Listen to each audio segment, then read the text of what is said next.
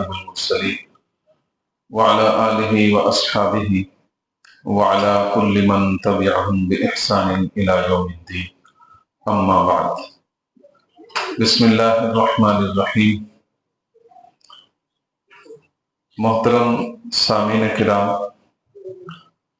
اللہ تعالیٰ کی بے شمار اور بہت ہی قیمتی نعمتیں انسان کو عطا فرمائی گئی ہیں، جن میں سے ایک بہت ہی عظیم ترین نعمت وہ جس کو ہم زبان کہتے ہیں وہ اللہ تعالیٰ نے عطا فرمائی ہے۔ آج کے سبق کا عنوان بھی یہی ہے۔ زبان بظاہر دیکھنے میں گوشت کا ایک ٹکڑا ہے، لیکن یہ اپنی حیثیت کے اعتبار سے طاقتور ترین عضو ہے۔ یہ انسان کے ایمان، عقل، اخلاق کی ترجمانی کرتی ہے۔ زبان اگر درست استعمال ہو تو یہ انسان کو جنت کے اعلیٰ مقام تک پہنچا دیتی ہے، اور اگر زبان غلط استعمال ہو تو الیاذ باللہ یہ جہنم کے گڑھوں تک پہنچا دیتی ہے۔ اس لیے یہ بہت اہم عضو ہے۔ اس کو کیسے صحیح استعمال کیا جائے اور کون کون سی اس سے جڑی ہوئی برائیاں ہیں جس سے بچا جائے، آج اس سبق میں ہم انشاءاللہ یہ سیکھیں گے۔ سب سے پہلی بات، اس عضو سے متعلق اللہ تعالیٰ نے اپنے احکامات میں سے جو حکم اس سے متعلق رکھا ہے شریعت میں، وہ ہے وضو اور غسل میں اس کی صفائی کا اہتمام کرنا۔ جیسے کہ کئی دفعہ یہ بات پڑھ چکے ہیں کہ کلی کرنا یہ وضو میں سنت ہے اور غسل میں یہ فرض قرار دیا گیا، اور ان دونوں کا تعلق جو ہے وہ منہ سے ہے، اور منہ کے اندر زبان بھی ہے۔ تو جیسے باقی منہ کے حصے کو پانی سے تر کرنا ضروری ہے، اسی طرح زبان کی صفائی بھی وضو اور غسل میں یہ ضروری ہے۔ اسی لیے وضو میں کلی رکھی گئی ہے اور غسل میں بھی کلی کا حکم دیا گیا ہے کہ اس زبان کی اچھی طرح صفائی کی جائے۔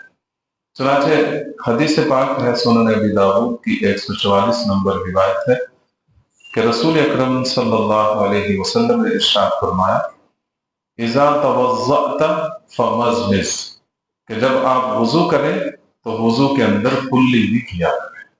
تو کلی کے اندر جیسے دانتوں کو صاف کرنا ہے، منہ کے باقی حصے کو صاف کرنا ہے، اسی طرح زبان کو بھی صاف کرنا ہے۔ اور وضو میں یہ سنت عمل ہے اور غسل کے اندر یہ فرض عمل ہے۔ اس کی صفائی کا اہتمام کرنا غسل کی فرضیت میں شامل ہے۔ زبان کی صفائی کا ایک اور عمل جو مسواک سے جڑا ہوا ہے کہ نبی اکرم صلی اللہ علیہ وسلم جس طرح اپنے دانتوں کو مسواک سے صاف کیا کرتے تھے، اسی طرح آپ اپنی زبان پر بھی مسواک پھیرا کرتے تھے کہ مسواک سے زبان کو بھی صاف کیا کرتے تھے۔ ایک صحابی فرماتے ہیں کہ میں نبی اکرم صلی اللہ علیہ وسلم کو دیکھ رہا تھا، آپ جب مسواک کر رہے تھے تو آپ کے مسواک جو ہے وہ زبان پہ پھیرتے ہوئے حلق تک لے جا رہے تھے، اور آپ کے منہ مبارک سے اوں کی آواز آ رہی تھی۔ تو یہ اس طریقے سے زبان پر بھی مسواک پھیرنا اور زبان کو بھی وہ جو جمی ہوئی سفیدی یا بدبودار چیز ہے اس سے زبان کو صاف کرنا، یہ بھی سنت عمل ہے۔ زبان کی حفاظت کے متعلق شریعت کا جو حکم ہے وہ اتنا اہم ہے کہ ایک صحابی حضرت عقبہ بن عامر رضی اللہ تعالی عنہ نے رسول اکرم صلی اللہ علیہ وسلم سے پوچھا کہ یا رسول اللہ بتائیے نجات کیسے ممکن ہے؟ تو نبی اکرم صلی اللہ علیہ وسلم نے ارشاد فرمایا، امسک علیک لسانک، کہ تم اپنی زبان کو اپنے قابو میں رکھو تو تمہارے لیے جہنم سے نجات آسان ہے۔ تو اس لیے یہ زبان کی حفاظت کرنا، اس کو خوب جو ہے اس کا اہتمام کرنا کہ زبان سے کوئی غلط بات نہ نکلے، اچھی بات نکلے، اس کا اہتمام جو آدمی کرتا ہے، اس پہ کنٹرول کر لیتا ہے، تو اس کو ہر طرح کے عذاب سے نجات مل جاتی ہے۔ یہ زبان ہی تو ہے کہ جو ایک لمحے سے کافر کو مسلمان بنا دیتی ہے۔ کہ جیسے ہم کوئی کلمہ پڑھتے ہیں تو جیسے ہی زبان سے کلمہ پڑھا دل کی تصدیق کے ساتھ اشہد ان لا الہ الا اللہ و اشہد ان محمد رسول اللہ، تو جو ایک لمحہ پہلے آدمی کافر تھا، جہنمی تھا، جہنم کا مستحق تھا، اس زبان کے اس کلمے کے اقرار کرنے سے وہ ایک لمحہ بعد جنتی بن گیا اور جہنم کے گڑھوں سے آزاد ہو گیا۔ تو اتنا اہم یہ عمل ہے اس زبان کے، اس کو کوئی آدمی اس کو ہلکا نہ سمجھے، اس کے کمائی سے بہت بڑے نتائج جو ہیں وہ سامنے آتے ہیں۔ اسی زبان سے ایک بہت بڑا گناہ جو سرزد ہوتا ہے اور جس کو اللہ تعالیٰ نے بہت شدت کے ساتھ بیان فرمایا، اس کا نام ہے غیبت۔ اس سے آدمی کو بچنا اور اپنی زبان کو محفوظ رکھنا۔ سورہ حجرات میں اللہ تعالیٰ ارشاد فرماتے ہیں وَلَا يَغْتَبْ بَعْضُكُمْ بَعْضًا أَيُحِبُّ أَحَدُكُمْ أَن يَأْكُلَ لَحْمَ أَخِيهِ مَيْتًا، کہ کیا تم میں سے کوئی آدمی یہ پسند کرتا ہے کہ اپنے بھائی جب وہ مر جائے، اس کی مردہ لاش پڑی ہو تو اس کا تم گوشت کھاؤ؟ تو ظاہر ہے کہ فقری تم اسے پسند نہیں کرتے۔ تو اسی طرح یوں سمجھو کہ جیسے ایک دوسرے کی غیبت کرنا بھی ایسے ہے جیسے اپنے ہی بھائی کی مردہ لاش سے گوشت نوچ نوچ کر کھانا۔ یہ غیبت اتنا شدید عمل ہے، جیسے کہ پہلے بھی عرض کیا تھا کہ رسول اکرم صلی اللہ علیہ وسلم نے ارشاد فرمایا کہ الغیبت اشد من الزنا، کہ یہ غیبت تو زنا سے بھی بہت سخت گناہ ہے۔ تو اس لیے یہ کیسے ہوتا ہے؟ یہ زبان سے ہوتا ہے۔ زبان ہی چلتی ہے دوسروں کی برائی بیان کرنے کے لیے، تو غیبت بن جاتی ہے۔ تو کسی کی بھی برائی ذکر کرنے کا فائدہ نہیں ہے، بلکہ بہت سخت گناہ ہے، غیبت کے زمرے میں آتا ہے اور یہ بہت کبیرہ گناہ ہے۔ اسی طرح چغلی کھانا، کہ ایک بندے کی کوئی بات دوسرے تک اس مقصد کے لیے پہنچانا کہ دونوں آدمیوں کی آپس کے تعلقات خراب ہوں، اس کا نام چغلی ہے۔ تو یہ چغلی بھی زبان سے ہوتی ہے، تو اس سے زبان کو محفوظ رکھنا۔ جدید دور میں زبان کا ایک متبادل ہے کہ جس کو ہم ٹائپنگ کہتے ہیں، چاہے وہ سوشل میڈیا کے کسی بھی پلیٹ فارم پہ ہو، کہ فیس بک پہ ہے، یوٹیوب پہ ہے، یا کسی اور انسٹاگرام وغیرہ کسی بھی آپ پلیٹ فارم پر کوئی چیز ٹائپ کرتے ہیں، لکھتے ہیں، تو یہ بھی دراصل زبان ہی کی ترجمانی ہے۔ ایک فقہ کا بڑا اصول ہے کہ الکتاب کالخطاب، یہ جو ہماری لکھائی ہوتی ہے یہ یوں سمجھو جیسے ہم زبان سے بول رہے ہیں۔ تو جو آدمی لکھ رہا ہے وہ یوں نہ سمجھے کہ میں اگر غلط لکھوں گا تو یہ جھوٹ نہیں ہوگا، نہیں، جیسے زبان سے غلط بولنا یہ ایک گناہ ہے اور یہ اس کو جھوٹ کہا جاتا ہے، اسی طرح اپنے ہاتھوں سے لکھنا یہ بھی ایک جھوٹ ہے، اور یہ بھی اس کا یوں سمجھے کہ زبان کا ایک متبادل ایک طریقہ ہے۔ تو یہ بھی جھوٹ کے زمرہ میں آتا ہے کہ بعض اوقات افواہیں اڑا دی جاتی ہیں، کبھی کسی کے بارے میں غلط بات کہہ دی جاتی ہے، کبھی کسی کی برائی ذکر کر دی جاتی ہے، کبھی ایک کی بات دوسرے تک پہنچائی جاتی ہے غلط مقصد کے لیے۔ تو یہ غیبت، یہ چغلی اور یہ جھوٹ، یہ سب کچھ اس میں آ جاتا ہے۔ اس سے بھی آدمی کو پرہیز کرنی چاہیے۔ اسی طرح آج کل اے آئی کا زمانہ ہے، اس میں ایک اور بہت غلط طریقہ چلا ہوا ہے کہ ایک آدمی کی آواز ریکارڈ کر کے اے آئی میں اس میں جو ہے وہ انسٹال کر دی جاتی ہے، اور وہاں سے پھر اپنی مرضی کے الفاظ لکھ کر اس کی آواز میں بلوائے جاتے ہیں۔ اور یہ کئی علماء کے ساتھ ایسا ہوتا ہے، جیسا کہ ہمارے استاد محترم مفتی محمد تقی عثمانی صاحب نے اپنی طرف سے یہ وضاحت کی ہے کہ مجھے پتہ چلا ہے کہ میری آواز لے کر کئی غلط باتیں سوشل میڈیا پر جو ہے وہ لوگ پھیلا رہے ہیں، حالانکہ مجھے ان باتوں کا کوئی پتہ نہیں۔ تو یہ بھی کسی کی آواز یعنی زبان سے کوئی آواز لینا اور پھر اس کو آگے غلط مقصد کے لیے پھیلانا، یہ بھی ایک جھوٹ اور ایک غلط طریقہ ہے جو شرعی طور پر گناہ کے زمرہ میں آتا ہے۔ تو بہرحال زبان ایک ایسا عضو ہے، اس سے متعلق بہت ساری نیکیاں بھی جڑی ہوئی ہیں اور بہت ساری برائیاں بھی جڑی ہوئی ہیں۔ نیکیوں کی ایک لمبی لسٹ ہے، مثلا تلاوت قرآن پاک، وہ بھی زبان سے ہوتی ہے۔ تو تلاوت کرنا ایک بابرکت جو ہے عمل ہے، ہر حرف پر اللہ تعالیٰ 10 نیکیاں عطا فرماتے ہیں، اور یہ تلاوت زبان سے ہوتی ہے۔ اسی طرح ذکر کرنا، اللہ تعالیٰ کو یاد کرنا زبان سے، جیسا کہ سبحان اللہ، الحمدللہ، اللہ اکبر، اور اسی طرح دیگر جو اللہ تعالیٰ کے پیارے پیارے نام ہیں ان کو اپنی زبان سے ادا کرنا، یہ اللہ کا ذکر ہے۔ اور اس ذکر سے اتنا فائدہ ہوتا ہے کہ اللہ تعالیٰ بار بار قرآن پاک میں ارشاد فرماتے ہیں کہ اللہ کا ذکر کرو لعلکم تفلحون، تو تم کامیاب ہو جاؤ گے۔ تو یہ بھی زبان سے ہی ہوتا ہے۔ اسی طرح اللہ تعالیٰ سے معافی مانگنا، جس کو استغفار کہتے ہیں یا توبہ کہتے ہیں، یہ بھی آدمی زبان سے کرتا ہے، اللہ تعالیٰ سے معافی مانگتا ہے، استغفر اللہ، اور اس کے لیے مختلف الفاظ ہیں۔ ایک لفظ آتا ہے، ایک جملہ آتا ہے استغفار کے بارے میں، استغفر اللہ الذی لا الہ الا هو الحی القیوم واتوب الیہ۔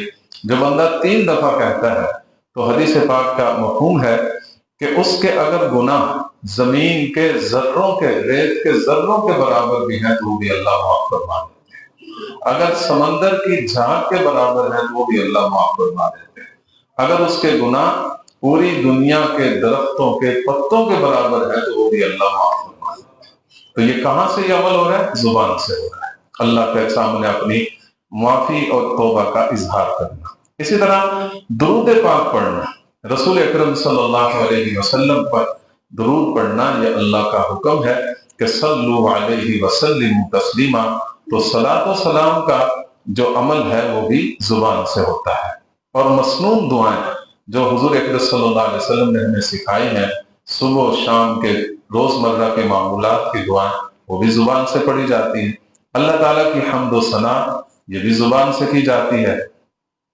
اسی طرح امر بالمعروف، نیکی کا کسی کو حکم دینا، یہ بھی زبان کا عمل ہے۔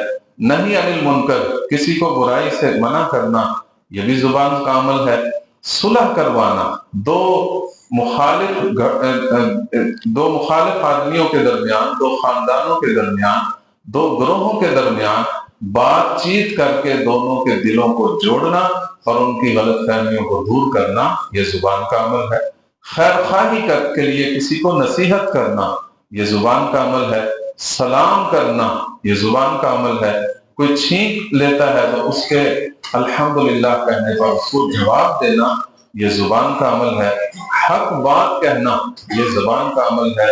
اور گواہی بھی، حق بات کی گواہی دینا، یہ بھی زبان کا عمل ہے۔ لوگوں کا شکریہ ادا کرنا، رسول اکرم صلی اللہ علیہ وسلم نے ارشاد فرمایا من لم یشکر الناس لم یشکر اللہ، جو لوگوں کا شکریہ نہیں ادا کرتا وہ حقیقت میں اللہ کا بھی شکر گزار بندہ نہیں بن سکتا۔ اسی طرح جو زبان سے متعلق اور مزید نیکیاں ہیں، سچ بولنا، یہ بھی زبان کا عمل ہے۔ کسی بہترین موقع پر جہاں خاموش رہنا بہتر ہو وہاں خاموش رہنا، زبان سے جڑا ہوا عمل ہے۔ نرم گفتاری کرنا، بات چیت میں صفائی کا خیال رکھنا اور وعدے کی پاسداری کرنا، کسی کو دینی اور دنیاوی علم سکھانا، کسی کو راستہ بتانا، یہ سب ایسے اعمال ہیں جو زبان سے جڑے ہوئے ہیں اور اس پر بہت بڑے اجر و ثواب ہیں۔ کچھ ایسے گناہ ہیں جو زبان سے جڑے ہوئے، ان سے بچنا ہے، جیسے کفر اور شرک کی باتیں، یہ بھی زبان سے متعلق ہیں۔ توہین رسالت کی باتیں، یہ بھی زبان سے متعلق ایک گناہ ہے۔ اور اسی طرح اللہ پر جھوٹ باندھنا زبان کا گناہ ہے۔ بدعت کی دعوت دینا، منافقت کی گفتگو کرنا، معاشرتی امن کو اور اسی طرح رشتوں کے امن کو خراب کرنے کی باتیں کرنا، یہ بھی زبان کا گناہ ہے۔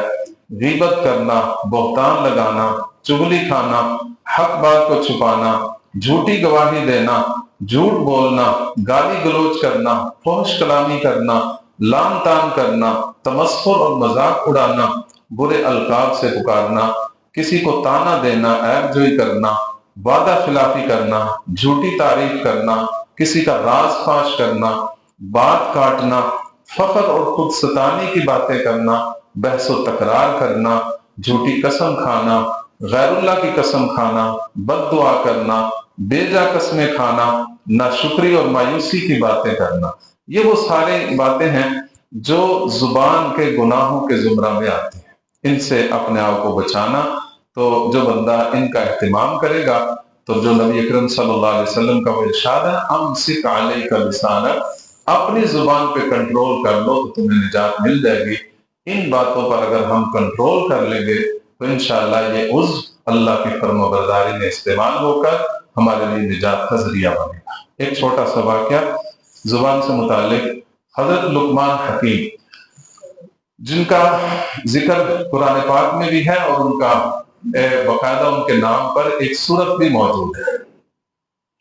वो हकीम और दाना बनने से पहले, यानी इसका एजाज मिलने से पहले वो किसी के यहाँ मुलाजिम थे। तो उनके जो आका थे उन्होंने एक दफा हुक्म दिया कि ये बकरी ज़िबा करो, ज़िबा करके जो इसके जिस्म का सबसे अहम तरीन और मुफीद तरीन और पाक तरीन उज़्व है वो मेरे पास लेकर आ। उन्होंने ज़िबा किया और उसकी जुबान और दिल लेकर आए कि ये लो, ये आपके लिए मैं लाया। उन्होंने रख लिया। फिर कुछ अरसा गुजरा, दोबारा उन्होंने कहा कि ये बकरी है, इसे ज़िबा करो और इसके जिस्म का जो गंदा तरीन उज़्व है वो मेरे पास लेकर आ। दोबारा उन्होंने ज़िबा किया, फिर जुबान और दिल पेश कर दिया। उन्होंने कहा कि यह अजीब बात है, जब बेहतरीन उज़्व पूछा है फिर भी जुबान और दिल लेकर आए हो, और अगर बदतरीन पूछा है तो फिर भी जुबान और दिल लेकर आए हो, इसकी क्या वजह है? तो उन्होंने फरमाया कि असल में ये दो उज़्व ऐसे हैं, अगर ये अच्छे हो जाए तो ये कायनात के कीमती तरीन उज़्व है, और अगर ये इन्हीं में बुराई आ जाए तो ये कायनात के बदतरीन उज़्व है।